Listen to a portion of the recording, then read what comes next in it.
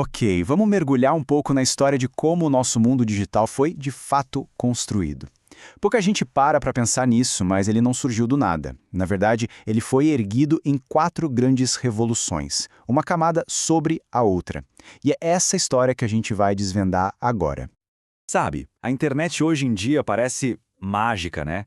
É algo que a gente usa e simplesmente funciona. Mas, por trás dessa simplicidade toda, existe uma série de inovações geniais. Não foi a invenção de uma pessoa só, mas sim uma evolução em camadas.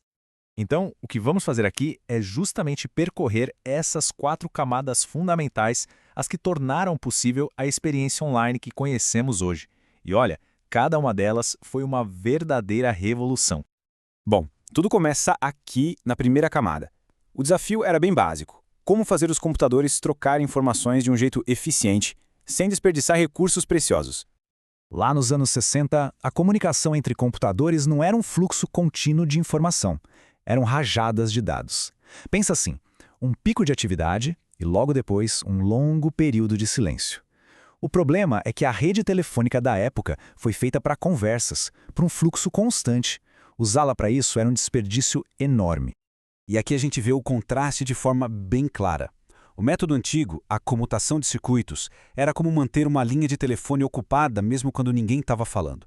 Um desperdício. Já a nova ideia, a comutação de pacotes, essa foi revolucionária.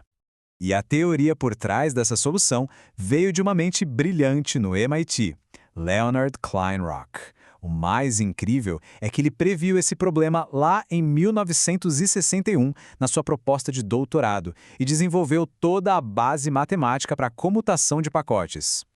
E esse é o ponto-chave da primeira camada. É uma inovação que hoje é totalmente invisível para a gente, mas ela é, literalmente, a base de tudo. Sem isso, a internet como a conhecemos simplesmente não existiria. Certo, com a infraestrutura no lugar, a gente passa para a segunda camada. Afinal de contas, de que adianta uma rede superpoderosa se as pessoas não conseguem usar de um jeito fácil e intuitivo, não é mesmo? O grande desafio agora era organizar a informação caótica que existia na rede. A solução veio de um físico no CERN, Tim Berners-Lee, que teve a visão de uma teia de informações interligadas. Porque no começo, a web era um verdadeiro labirinto de texto e linhas de comando. Era um ambiente feito para especialistas, não para o público em geral. E aí, em 1993, veio o Mosaic, um navegador liderado por Mark Andreessen, que trouxe exatamente o que faltava: uma janela visual para a internet. Isso foi uma mudança de jogo completa em termos de usabilidade. De repente, a internet deixou de ser só um amontoado de texto e virou um lugar com imagens, links, botões. Qualquer pessoa agora podia surfar na web. E assim nasceu a segunda camada do nosso mundo digital, a camada da interface. Beleza, já temos a rede e uma interface amigável. O próximo passo foi o conteúdo, e essa é a terceira camada. O objetivo aqui era bem audacioso: libertar a mídia, músicas, filmes, livros, dos seus formatos físicos. A tecnologia que destravou essa revolução foi a compressão de dados, e o grande protagonista foi o formato MP3. Ele conseguia pegar um arquivo de música gigante e transformá-lo em algo pequeno o suficiente para ser compartilhado pela internet da época, sem perder tanta qualidade. E esse processo de 3 etapas, que hoje parece tão simples, simplesmente virou a indústria da música de cabeça para baixo. Foi uma disrupção total.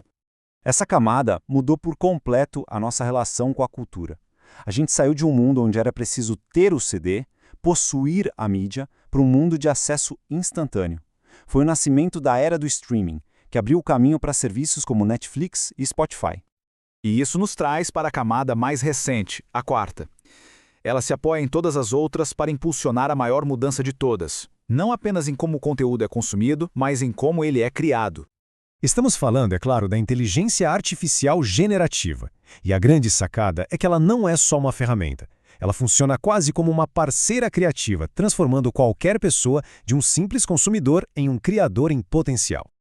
O impacto disso já é enorme em diversas áreas. Ela economiza um tempo precioso em tarefas repetitivas e permite que os profissionais foquem no que realmente importa: a estratégia e a criatividade. Então, o ponto central dessa nova camada não é sobre substituir as pessoas, é sobre colaboração. É a união da criatividade humana com a velocidade e a escala que só a inteligência artificial consegue oferecer. E assim, a gente completa essa jornada pela arquitetura do mundo digital. Fomos desde a infraestrutura mais básica e invisível até as ferramentas de criação mais modernas que temos hoje. Vimos como cada camada foi uma revolução que se apoiou na anterior, de pacotes de dados para páginas, de páginas para streaming e agora para criação. Cada passo tornou o mundo digital mais poderoso, mais acessível e, finalmente, muito mais interativo. Isso, claro, nos deixa com uma pergunta no ar, olhando para o futuro. Qual será a próxima camada?